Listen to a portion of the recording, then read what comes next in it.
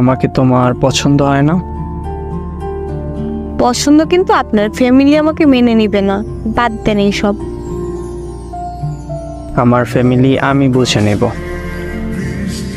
বাদ দেন, বুঝতে হবে না। না, বাদ দিব কেন? তুমি ফিরিয়ে দিতেছো আমায়? পারবেন না আপনি সারা জীবন আমার সাথে থাকতে। পারবো। পারবেন না, আমাকে রেখে ঠিক চলে যাবেন। আমি তোমার জন্য পুরো দুনিয়ার সাথে যুদ্ধ করব, কিন্তু তোমায় একা করে যাব না।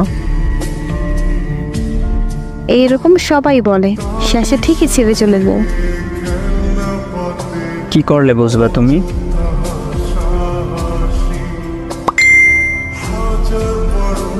তোমার কি আমাকে ভালো লাগে না? তাইলে বলো। লাগে। ঠিক আছে, রাজি আমি। সত্যি তো? সত্যি। উত্তর কিন্তু দিলা না। I love you too.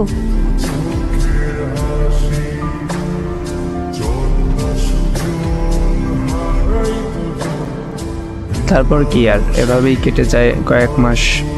তারপর একদিন ফাতেমা নয়নের টিকটক আইডিতে যায়, গিয়ে দেখে একটা মেয়ের অনেকগুলো কমেন্ট এবং সেগুলোর রিপ্লাইও করছে নয়ন।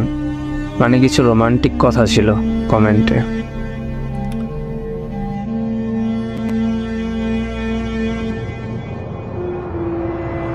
আচ্ছা, দেখলাম একটা মেয়েকে অনেক লাইক কমেন্ট করছো। ওই মেয়েটাকে?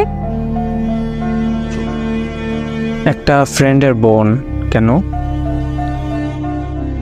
বন্ধুর বোন কেউ কি এত লাইক কমেন্ট করে? তাতে কি হয়েছে? এতেও কি তোমার সমস্যা? মানে কি?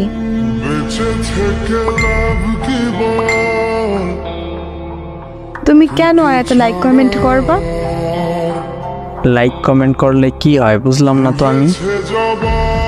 অনেক কিছুই হয়।